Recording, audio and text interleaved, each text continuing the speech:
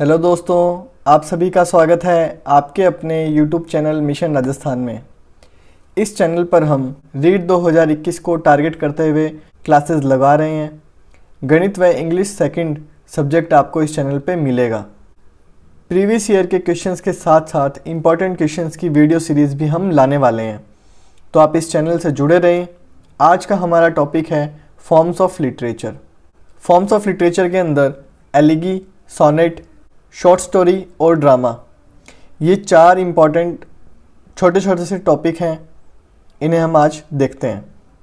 तो पहले हम देखने वाले हैं पोइट्री क्या होती है। ये जो हम पढ़ने वाले हैं फॉर्म्स ऑफ लिटरेचर, ये किसके अंडर में आते हैं? पोइट्री के अंदर। जैसे हमारे हिंदी में कविता होती है तो इंग्लिश में उसको बोलते हैं पोइट्री, और पोइट्री के अंदर इन फॉर्म्स को हम यूज़ करते हैं। Elegy, sonnet, short story. Short story और ड्रामा पोइट्री के अंदर नहीं आते। एलिगी और सोनेट क्या आते हैं? पोइट्री के अंडर में आते हैं। फॉर्म्स ऑफ लिटरेचर टॉपिक शुरू करने से पहले हम एक कर लेते हैं राइम। राइम भी हमारे सिलेबस में है। राइम के बारे में बस हमें इतना ही जानना होता है कि राइम होता क्या है। तो चलिए देखते हैं। Rhyme is a poetic device is the repetition of the same arrangement of vowels and consonants at the end of the lines of poetry। तो ये कह रहा है कि पोइट्री के जो एंड में साउंड्स का रिपीटेशन होता है उसे क्या बोलते हैं? राइम बोलते हैं। राइम को आप इस तरीके से समझिए कि जो हमारे बॉलीवुड के अंदर हिंदी सॉन्ग्स होते हैं, जो आखिरी शब्द से एक लय बनती है ना, लय जो बनती है वो हमें आकर्षित करती है, उस लय को बोलते हैं इंग्लिश में राइम। तो एक बहुत ही फेमस पोएम है जो हम नर्सरी क्लासेस में पढ़ते थे, ट्विंकल ट्विंकल लिटिल स्टार वाली। हम इसी को यूज़ करते हुए राइम को समझेंगे। ट्विंकल ट्विंकल लिटिल स्टार, तो हमें एंड वर्ड पे फोकस करना है और एंड वर्ड का जो साउंड है वो है R. Twinkle twinkle little star, how I wonder what you are, up above the world so high, like a diamond in the sky. तो आप एंडिंग वर्ड्स को देखें और एंडिंग वर्ड्स का साउंड देखें। स्टार, आर, तो सिमिलर साउंड है, तो मैंने इनको नाम दे दिया ए। तो दोनों के आगे मैंने लिख दिया A. High, sky, same similar sound है, तो मैंने लिख दिया बी। अब राइम स्कीम क्या हो गई कि पहले वाली लाइन की राइम क्या है? ए, तो वो किससे मिल रही है? दूसरी वाली लाइन से, तो मैंने यहाँ पे लगा दिया ए। तीसरी लाइन की राइम स्कीम अलग है, तो मैंने लगा दिया बी। और जो तीसरी लाइन की स्कीम है वही चौथी लाइन की स्कीम है, तो मैंने लगा दिया वापस से बी। तो राइम स्कीम क्या हो गई? A B B. आपको ये और अच्छे से समझ में आएगा जब हम सोनेट और एलिगी पढ़ेंगे, क्योंकि इनके अंदर राइम स्कीम हमें याद करनी होती है कि एलिगी के अंदर राइम स्कीम क्या होती है, सोनेट के अंदर राइम स्कीम क्या होती है। तो चलिए अब हम हमारा एक्चुअल टॉपिक स्टार्ट करते हैं। Sonnet. Sonnet is a non narrative poem, a poem of 14 lines written in iambic pentameter। Non narrative poem होती है। नरेटिव पोएम और नॉन नरेटिव पोएम दो टाइप्स की पोएम होती हैं। नॉन नरेटिव पोएम के अंदर क्या आता है? एक राइटर जो होता है वो अपने मन के जो विचार होते हैं उनको लिखता है, तो वो किसके अंडर में आएगा? नॉन नरेटिव पोएम के अंडर में आता है। ए पोएम ऑफ 14 लाइन्स, 14 लाइन्स की पोएम होती है, रिटन इन आयम्बिक पेंटामीटर। अब आयम्बिक पेंटामीटर आपको बस इतना ध्यान रखना है कि जो सोनेट होती है वो आयम्बिक पेंटामीटर में लिखी जाती है बस। ओरिजिन सोनेट का इटली में हुआ था, इंग्लिश लैंग्वेज के अंदर 16वीं सेंचुरी के अंडर में आई थी। Sonnet have definite rhyme scheme and fixed stanza structure, कि सोनेट की जो राइम स्कीम होती है वो फिक्स होती है और स्टैंडा स्ट्रक्चर भी फिक्स होते हैं। तो ये बात मैं आपको बता ही चुका हूँ कि सोनेट के अंदर राइम फिक्स होती है। अब 14 लाइन्स का आप कैसे याद रखें? एक गाड़ी आती है मार्केट में सोनेट के नाम से, तो आप इसको इस तरीके से याद रखें कि 14 लाख की सोनेट आती है। 14 लाइन्स के अंदर क्या लिखी जाएगी? सोनेट लिखी जाएगी। एकदम इजी है। सोनेट दो तरीके की होती है। पहली होती है पेट्रार्चन सोनेट, इसी को इटालियन सोनेट भी बोलते हैं और इसी को ही मिल्टॉनिक सोनेट भी बोलते हैं। सेकंड होती है शेक्सपियरन सोनेट, या फिर इसको बोलते हैं इंग्लिश सोनेट। तो शेक्सपियर ने सोनेट लिखी थी, इसलिए उन्हीं के नाम पे हमने एक क्लासिफिकेशन भी कर दिया है। अब इनके अंदर अंतर क्या होता है? एक अंतर होता है स्टैंजा स्ट्रक्चर का, दूसरा अंतर होता है राइम स्कीम का। तो ये दो ही तो बेसिस होते हैं, फिक्स्ड स्टैंजा स्ट्रक्चर और राइम स्कीम, बस। तो ओरिजिनली जो सोनेट लिखी जाती थी वो इस स्ट्रक्चर में लिखी जाती थी, ऑक्टेव और सेस्टेट। ऑक्टेव में 8 लाइन होती है, सेस्टेट में 6 लाइन्स होती हैं, तो टोटल लाइन्स कितनी होगी 14। और शेक्सपियर साहब जो थे वो सोनेट लिखते थे, वो लिखते थे 3 क्वार्टियंस और 1 कपलेट। 3 क्वार्टियन में 12 लाइन्स होती हैं, एक क्वार्टर में कितनी लाइन होती हैं 4। क्वार्टर जो होता है वो किसी भी ऑब्जेक्ट का 1/4 आप कर देते हो, जब आप 4 से भाग दे देते हो तो वो क्या बन जाता है, क्वार्टर बन जाता है। 1 घंटे का क्वार्टर होता है 15 मिनट, 3 क्वार्टर्स हो जाएंगे, वही 4 का 1 है तो 3 का हो गया 12, ठीक है। और 2 कपलेट, एक कपलेट के अंदर 2 लाइन्स होती हैं, तो टोटल लाइन्स होंगी 14। नेक्स्ट देखिए, अब आपको पेट्रियार्चन सोनेट और इंग्लिश सोनेट के अंदर जो राइम स्कीम होती है ये याद ही रखनी है, बस आपको ये रट्टा मारना है, जैसे करना है उसी तरीके से आपको ये याद रखनी है बस। A B B A, A B B A, आगे ये तो होगी 8 लाइन्स, 1 2 3 4, तो 8 लाइन्स होंगी। उसके बाद में सी डी सी या फिर सी डी ई और सी डी ई, ये 2 तरीके से आपको आ सकता है। सी डी सी का क्या मतलब है कि जो साउंड आपको मिलेगा 9th लाइन के अंदर, 9वीं लाइन के अंदर आपको जो साउंड मिलेगा वो 10वीं के बाद में 8 9 10 11, 11वीं में रिपीट होगा, और फिर वो 12वीं में भी रिपीट होगा, और लास्ट में वो 14वीं में भी रिपीट होगा। अगर इस तरीके का राइम स्कीम होगा तो क्या होगा, 9th में साउंड अलग होगा, 10th में अलग होगा, 11th में भी अलग होगा, 12th का और 9th का सेम होगा, और इस तरीके से आगे के साउंड होंगे। इंग्लिश सोनेट के अंदर क्या होता है, A B, C D, E F और जी, ये किसका साउंड है, जी कपलेट का। और आप देख रहे हैं कि 4 के कितने पेयर हैं, 3 पेयर हैं, तो ये एक क्वार्टर है, दूसरा क्वार्टर, तीसरा क्वार्टर, तीनों ने मिलके क्या बनाया, 3 क्वार्टर्स ने 12 लाइन्स बना दी। नेक्स्ट 2 तरीके की सोनेट्स और बचती हैं, एक है स्पेंसियन सोनेट और एक है कर्टेल सोनेट। इनके बारे में कुछ ज़्यादा हमें इंफॉर्मेशन ध्यान नहीं रखनी, बस इतना ही है कि स्पेंसियर सोनेट जो होती है वो इंग्लिश सोनेट या बोलते हैं शेक्सपियरियन सोनेट की तरह ही होती है, बस इसकी राइम स्कीम अलग होती है, ये राइम स्कीम आपको याद करनी है। कर्टेल सोनेट जो होती है ये बहुत इंपॉर्टेंट है। कर्टेल सोनेट अपवाद होता है किसके अंदर, सोनेट के अंदर। भाई हमने पढ़ा सोनेट के अंदर कितनी लाइन्स होती हैं, 14 लाइन्स की सोनेट होती हैं, पर कर्टेल सोनेट जो होती है वो 10.5 लाइन का क्या होता है, एक सोनेट होता है। इसको बोलते हैं, it is also called 3/4 of Petrarchan sonnet. भाई 14 लाइन का ओरिजिनल सोनेट है, इसको 3/4 कर देंगे तो क्या आ जाएगा 21/2, और 21/2 क्या होता है 10 1.5। एग्जाम में डायरेक्ट क्वेश्चन आया हुआ है कि कर्टेल सोनेट के अंदर लाइंस होती हैं, तो ऑप्शंस थे 10.5, 11.5, 12.5, इस तरीके से ऑप्शंस थे। हम वो प्रीवियस ईयर के क्वेश्चंस वाली सीरीज के अंदर देख लेंगे कि क्या क्वेश्चन आया था। नेक्स्ट है एलिगी।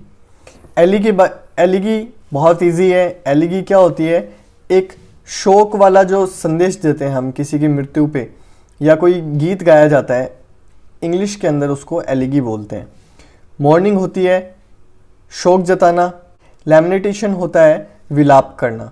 तो a poem of mourning and lamentation, a poem that express sadness over someone's death. तो एक किसी की डेथ पे कोई पोएम लिखी जाए या बोली जाए उसको बोलते हैं एलिगी। इतना ही हमें इसके बारे में पढ़ना है। नेक्स्ट है शॉर्ट स्टोरी। शॉर्ट स्टोरी क्या होती है, छोटी कहानियाँ, लघु कहानियाँ जिनको हम बोलते हैं वो होती है short story. A piece of prose friction, friction मतलब काल्पनिक होती हैं ये, that can be read in one sitting. एक इतनी छोटी कहानी जिसको आप एक सिटिंग में पढ़ पाएँ, जैसे आप बैठे पढ़ने के लिए उसको पढ़ के ही फिर खड़े हों आप, इतनी छोटी सी कहानी। Between 1000 to 20,000 words. अगर 1000 से वर्ड्स कम होंगे तो वो कहलाएगी वेरी शॉर्ट स्टोरी, 20,000 से वो ज़्यादा होंगे तो वो कहलाएगी नॉवल। अगर स्टोरी के अंदर 1000 वर्ड से कम होंगे तो वो कहलाएगी वेरी शॉर्ट स्टोरी, और 20,000 से वो ज़्यादा होंगे तो वो कहलाएगा नॉवल। इस चीज़ का आप ध्यान रखें। शॉर्ट स्टोरी के अंदर क्या क्या फीचर्स होते हैं, कैरेक्टरिस्टिक्स मतलब विशेषता क्या होती है शॉर्ट स्टोरी की। It has limited number of character. भाई छोटी स्टोरी के अंदर आपको ज़्यादा कैरेक्टर्स नहीं मिलेंगे। हम यहाँ पे कंपैरिजन किसका कर रहे हैं, शॉर्ट स्टोरी का और नॉवल का। भाई एक नॉवल जो होती है वो एक बुक टाइप से होती है और उसमें काफ़ी सारे कैरेक्टर होते हैं। अगर हम किसी हीरो की बात करें तो उसके पेरेंट्स के बारे में भी बताएंगे, उनके बच्चों के बारे में भी, उसकी वाइफ के बारे में भी, उसके दोस्तों के बारे में, वो जिस शहर में रह रहा है वो उसका भविष्य भी बताएंगे और उसका भूत भी बताएंगे हमें कि भूतकाल में उसके साथ क्या क्या हुआ, भविष्य में वो क्या करना चाहता है। एक बहुत कॉम्प्लिकेटेड स्टोरी होती है। ऐसा शॉर्ट स्टोरी में नहीं होता। शॉर्ट स्टोरी में बहुत ही लिमिटेड चीज़ें हमें बताई जाती हैं। भाई हीरो होता है, हीरो के या तो जो बात बताई जाएगी उसकी वाइफ के बताई जाएगी या हीरो और उसके बच्चे के बारे में, मतलब लिमिटेड 1 या 2 या 3 बस इतने ही कैरेक्टर होते हैं। बहुत सारी शॉर्ट स्टोरी के अंदर सिंगल कैरेक्टर भी आपको देखने को मिलेगा। जैसे आपने कौवे वाली कहानी सुनी होगी, तो उस कौवे वाली कहानी के अंदर कोई दूसरा कैरेक्टर है ही नहीं। भाई कौवा आता है, उसको प्यास लगी है और वो पानी पीने के लिए क्या करता है, कंकर उठा के डालता है। तो उस पूरी स्टोरी में सिर्फ एक कौवा ही है और कोई उसमें कैरेक्टर नहीं है। It's plot A less complicated then novel. तो जो प्लॉट होता है, जो स्टोरी होती है, जिसके राउंड राउंड स्टोरी घूमती है, वो बहुत सिंपल होता है, कॉम्प्लेक्स नहीं होता नॉवल की तरह। It focus on a single event. एक सिंगल इवेंट, कोई एक सिंगल घटना के ऊपर वो स्टोरी लिखी जाती है। जैसे आपने अंगूर खट्टे वाली वो लोमड़ी की कहानी सुनी होगी, तो उसमें एक इवेंट था कि वो गार्डन में जाती है, उसको अंगूर दिखते हैं, बस वो एक उस सिंगल इवेंट के ऊपर वो स्टोरी है। और इन एग्जाम्पल से आपको समझ में आ गया होगा कि शॉर्ट स्टोरी में क्या होता है कि सेटिंग होती है, कि एक इन्वायरमेंट बताया जाता है कि स्टोरी किस इन्वायरमेंट में चल रही है। एक प्लॉट होता है, मतलब एक आपको बेसिक चीज़ें बताई जाती है कि आसपास चीज़ें क्या हैं। कैरेक्टर्स होते हैं, 1 या 2 कैरेक्टर होते हैं। कॉन्फ्लिक्ट होता है कि कुछ ऐसी प्रॉब्लम क्या है, मतलब किसके ऊपर वो स्टोरी है। और उस स्टोरी की थीम, मतलब लास्ट में कंक्लूजन क्या निकला, किस थीम पे थी। भाई वो शिक्षावर्धक थी, ज्ञानवर्धक थी, या एडवेंचर थी, हंसी मजाक वाली थी, उसकी थीम क्या थी। इतनी बातों का हमें ध्यान रखना होता है शॉर्ट स्टोरी के अंदर। अब हमारा आज का आखिरी टॉपिक आ रहा है ड्रामा। ड्रामा क्या होता है? It is a type of literature written for the purpose of being performed before an audience, the story through action and dialogues. एक लिटरेचर लिखा हुआ है आपके पास, उसका पर्पस क्या है कि वो परफॉर्म किया जाएगा लोगों के सामने। कैसे? एक्शन करके, हाथों से, खुद के शरीर से और डायलॉग से।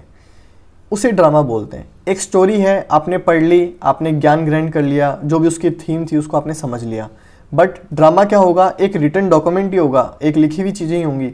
बट उसका क्या करना है? आपको एक्टिंग करके बतानी है, डायलॉग बताने हैं बोल के। उसे बोलते हैं ड्रामा। ड्रामा में क्या क्या चीज़ें होती हैं? Elements of drama. एक प्लॉट होता है कि स्टोरी क्या है, किसके चारों तरफ वो पूरी स्टोरी घूम रही है। कैरेक्टर्स होते हैं, ड्रामा में कैरेक्टर्स होंगे, एक्शन होगा, डायलॉग्स होंगे और एटमॉस्फेयर होगा। एक वातावरण भी होता है कि किस तरीके का ड्रामा चल रहा है। तो स्ट्रक्चर क्या रहता है ड्रामा का? देखो मैं आपको समझा देता हूँ इस डायग्राम से। Introduction, rising action, climax, falling action, and. सबसे पहले ड्रामा शुरू होता है ओपनिंग से। इसको आप रिलेट कर सकते हैं, अपने बॉलीवुड की मूवीज़ देखते हैं या कोई भी मूवी देखते हैं, मूवी की ओपनिंग होती है, उसके बाद में इवेंट बढ़ने शुरू होते हैं। जो भी डायरेक्टर ने स्टोरी लिखी है उसकी तरफ वो कहानी बढ़नी शुरू होती है। तो ऐसे बढ़ती है बढ़ती है बढ़ती है, फिर एक पॉइंट आता है कि वो एकदम क्लाइमैक्स पे पहुंच जाती है।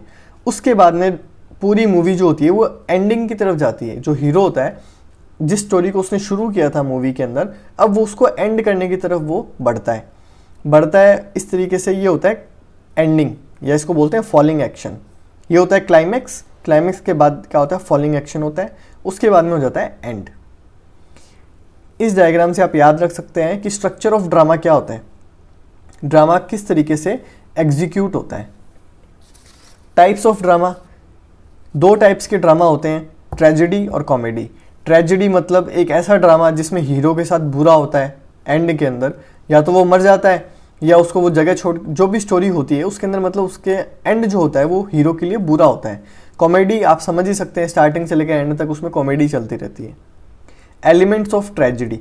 अब हम बात करेंगे ट्रेजेडी और कॉमेडी की एलिमेंट्स के अंदर कि उनके अंदर क्या क्या होता है। तो ट्रेजेडी की एलिमेंट्स क्या होते हैं? ट्रेजिक हीरो होता है। भाई एक हीरो होगा, वो कॉमेडी में भी होगा।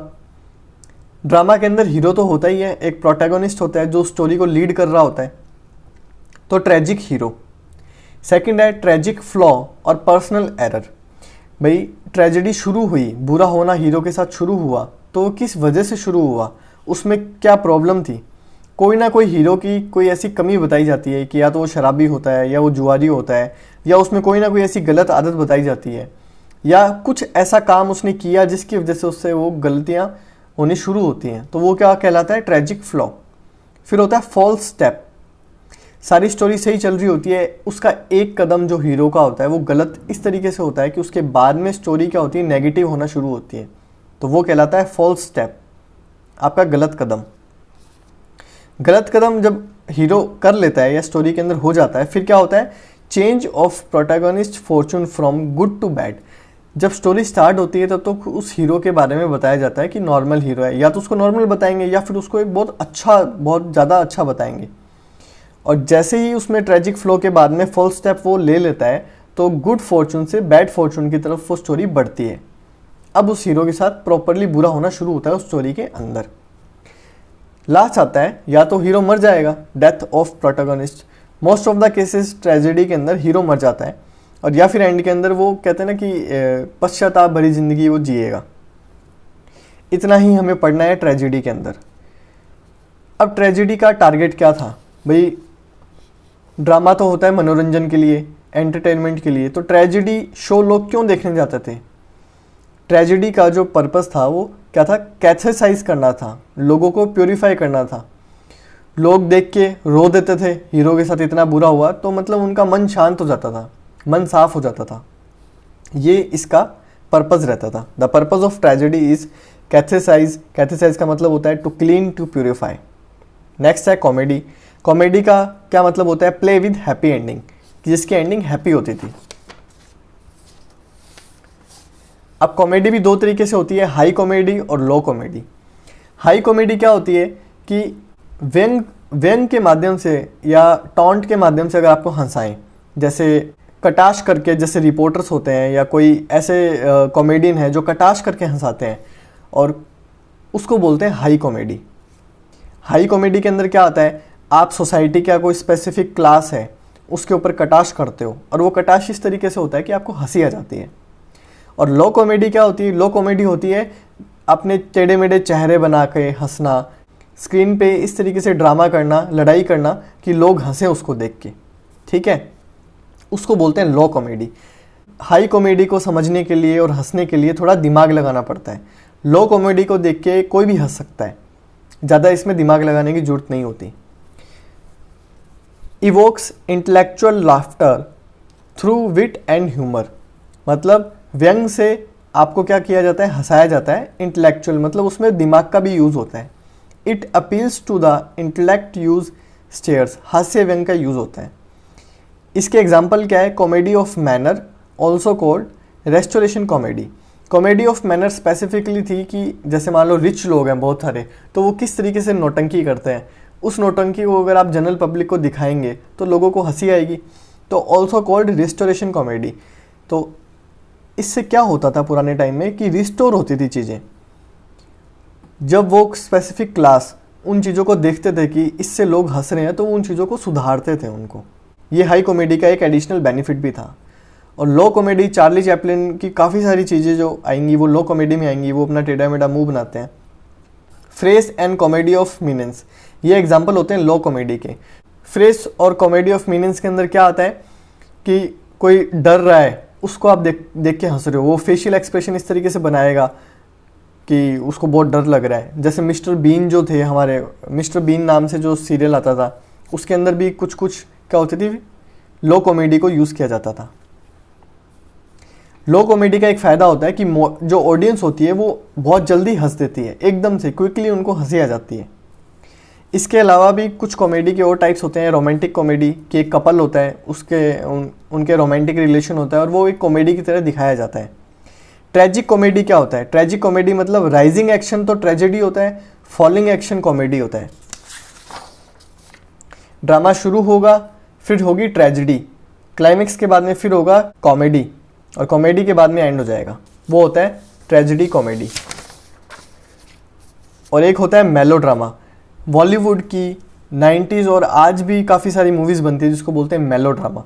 मेलोड्रामा में ट्रेजिडी होती है, सॉन्ग्स होते हैं, पोएम होती हैं और रोमांस होता है और कॉमेडी होती है, मतलब सब कुछ का मिला जुला, कहते हैं ना कि भी चटनी टाइप से सब चीज़ मिला के बस आपके सामने परोस दी, उसे बोलते हैं मेलोड्रामा, जिसके लिए बॉलीवुड बहुत फेमस है। फिर आता है ड्रामा डिवाइसेस। ड्रामा डिवाइसेस मतलब जो भी हमने ड्रामा पढ़े, मतलब ट्रेजिडिक ड्रामा और कॉमेडी ड्रामा, उसके अंदर कुछ डिवाइस यूज़ किए जाते हैं। असल में क्या होता है, जो लोग आप ड्रामा परफॉर्म करते हो तो आप इन चीज़ों को यूज़ करते हो, बस हमें वो एक बार पढ़ने हैं कि ड्रामा परफॉर्म होता कैसे है। ड्रामा डिवाइसेस बोलते हैं इनको। पहला है सोलिलोक्वी, आत्मकथन। एक पर्सन स्टेज पे जाता है और वो एक अपना डायलॉग बोल देता है, उसके बाद में आपने देखा होगा कि कुछ डायलॉग्स ऐसे होते हैं कि वो थॉट्स जो उसके दिमाग में उठ रहे हैं और वो डायलॉग्स क्या है, ऑडियंस को भी बताने हैं कि मैं क्या सोच रहा हूँ, तो वो क्या करता है, अपने आप से बात करता है। एक छोटा सा डायलॉग होता है, एक ऐसा होता है कि हाँ चलो अब मैं क्या करूँगा, जैसे एक कैरेक्टर ने दूसरे को बोला कि मेरे लिए पानी लेके आ, तो दूसरा अब मेरे अंदर क्या सोच रहा है, इसके पानी में तो मैं नमक डाल के लाता हूँ, इसको तो मज़ा चखाता हूँ। अब ये चीज़ वो ऑडियंस को बोल के बताता है ताकि उस वहाँ पे एक ड्रामा हो और लोगों को एंटरटेन करे वो, उसे बोलते हैं सोलिलोक्वी, आत्मकथन। खुद से वो बात करता है। फिर है मोनोलॉग। मोनोलॉग होता है एक लॉन्ग स्पीच होती है, जो हीरो है या कोई भी कैरेक्टर है वो एक बहुत लंबी स्पीच देता है। प्यार का पंचनामा मूवी देखी होगी, उसके अंदर जो वो कैरेक्टर होता है, मैं उसका नाम भूल गया, वो एक बहुत लंबी स्पीच देता है। वो एग्जैक्ट एग्जाम्पल है किसका, मोनोलॉग का। फिर है पोइटिक जस्टिस। पोइटिक जस्टिस में क्या होता है कि जो ड्रामा के अंदर जो एक स्टोरी चल रही है उसमें जो अच्छा पर्सन है, जो बहुत नेक दिल है, उसको तो इनाम मिलता है जब ड्रामा एंड होता है, और जो विशियस जिनके कैरेक्टर होते हैं, जो बुरे कैरेक्टर होते हैं, उनको क्या दंड मिलता है, उनको सज़ा मिलती है। इसे बोलते हैं पोइटिक जस्टिस। भाई पोइट्री के अंदर क्या आपने न्याय कर दिया। फिर है ड्रामेटिक आयरनी। ड्रामेटिक आयरनी क्या होती है, जो ऑडियंस है उनको क्या है, स्टोरी के बारे में ज़्यादा पता होता है कैरेक्टर से। आप इसको ऐसे समझ ले कि कोई भी सस्पेंस मूवी होती है या कोई भी मर्डर बेस या थ्रिल बेस कोई मूवीज़ होती हैं, उसमें क्या होता है, काफ़ी सारे ऐसे प्लॉट होते हैं जो ऑडियंस को पहले बता दिए जाते हैं कि ये मर्डर किसने किया, पर उस पूरी मूवी में जैसे इन्वेस्टिगेशन करने वाला जो ऑफिसर होता है उसको नहीं पता होता कि मर्डर किसने किया, पर ऑडियंस को उसके बारे में पता होता है, पहले ही वो दिखा चुके होते हैं कि मर्डर किसने किया। उसे बोलते हैं ड्रामेटिक आयरनी। कॉमिक रिलीफ मतलब जब ट्रेजेडी ड्रामा स्टेज पे परफॉर्म हो रहा होता है, तब जब वो लोग एकदम बुरी तरीके से मान लो इमोशनल हो जाए, रोने लग जाए, तो उनको थोड़ा सा रिलीफ देने के लिए क्या होता है, बीच में एक दो कॉमेडी का प्लॉट डाल दिया जाता है, जिससे कुछ माहौल जो है वो हल्का हो जाए। एकदम ही मतलब ऐसा नहीं हो कि लोग फूट फूट के रोने ही लग जाए, माहौल ख़राब हो जाए पूरा। फिर है ट्रैजिक फ्लॉ। ट्रैजिक फ्लॉ मैं आपको बता चुका हूँ कि कोई एक ऐसी कमी जो प्रोटैगनिस्ट में होती है जिसकी वजह से गुड फॉर्चून बैड फॉर्चून में बदलता है। पेरिपिटिया, वो टर्निंग पॉइंट जिसकी हम बात कर रहे थे ना, जहाँ से हम बात कर रहे थे change of protagonist fortune from good to bad, वो जो टर्निंग पॉइंट होता है उसे बोलते हैं पेरिपिटिया। नेक्स्ट है conflict. No conflict no drama, बहुत फेमस डायलॉग है, नो कॉन्फ्लिक्ट नो ड्रामा। एक कैरेक्टर होगा वो कोई काम करना चाहता है और वहाँ पे दूसरा कैरेक्टर होंगे या खूब सारे कैरेक्टर होंगे जो उसको अपोज करेंगे, तभी तो ड्रामा होगा, तभी तो वहाँ नाटक होगा। अपने डेली लाइफ में भी आप समझ सकते हैं, आस पड़ोस में आप ड्रामा देखते होंगे कि बेटा कुछ कह रहा है, वहाँ जहाँ लड़ाई होती है वहाँ यही तो होता है, ड्रामा होता है वहाँ। क्लाइमैक्स उस पॉइंट को बोलते हैं जहाँ पे ऑडियंस उस शो को छोड़ के बिल्कुल नहीं जा सकती।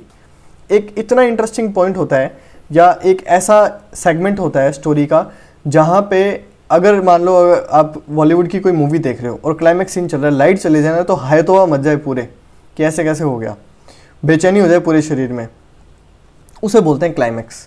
कैटास्ट्रॉफी और है डेनोमेंट, इसको डेनोमा भी बोलते हैं। ये क्या होता है, ट्रेजेडी और कॉमेडी का जो एंड होता है, ट्रेजेडी के एंड को बोलेंगे कैटास्ट्रॉफी। कैटास्ट्रॉफी का मतलब होता है तबाही, तो तबाही तो तभी मचेगी जब हीरो मर जाएगा। और कॉमेडी का जो एंड होता है वो कहलाता है डेनुमा। बस इतनी ही बातें आपको ध्यान रखनी है। और एक चीज़ और है लास्ट में, जो प्ले होता है, प्ले मतलब कोई भी नाटक, वो एक्ट्स के अंदर डिवाइडेड होता है और एक्ट सीन के अंदर। भाई अगर आप ऐसे माने कि कोई मूवी है उसकी शूटिंग करनी है, तो मूवी क्या हो गया, प्ले हो गया, तो उसके क्या होंगे, एक्ट होंगे। भाई हीरो का पैदा होना, फिर उसका बड़ा होना दूसरा एक्ट हो गया, फिर तीसरा उसकी शादी हो गई, फिर चौथा एक्ट उसका मरना हो गया, ये 4 एक्ट हो गए। तो उसके अंदर अलग अलग सीन्स होते हैं ना, तो प्ले डिवाइड हुआ एक्ट में, एक्ट डिवाइड हुआ सीन्स के अंदर। पुराने ज़माने में 5 एक्ट्स के क्या होते थे, प्ले होते थे, फिर 3 एक्ट्स के होने लगे और आजकल 1 एक्ट के प्ले भी होते हैं। नॉवल किसके अंदर डिवाइड होता है, चैप्टर्स के अंदर, बस इतना ध्यान रखना है हमें। आज का वीडियो हम इतना ही रखते हैं। आज की क्लास आपको कैसी लगी आप कमेंट करके ज़रूर बताएं। इन वीडियो से अगर आपको फ़ायदा हो रहा है तो आप हमारी वीडियोस को लाइक करें, हमारे चैनल को सब्सक्राइब करें। अपने दोस्तों के साथ आप हमारी वीडियोस को भी शेयर कर सकते हैं। हमारे रीट की डेट आ चुकी है, रीट की तैयारी जम के करते रहें, घर पे रहें, अपना और अपने घर वालों का ध्यान रखें। धन्यवाद।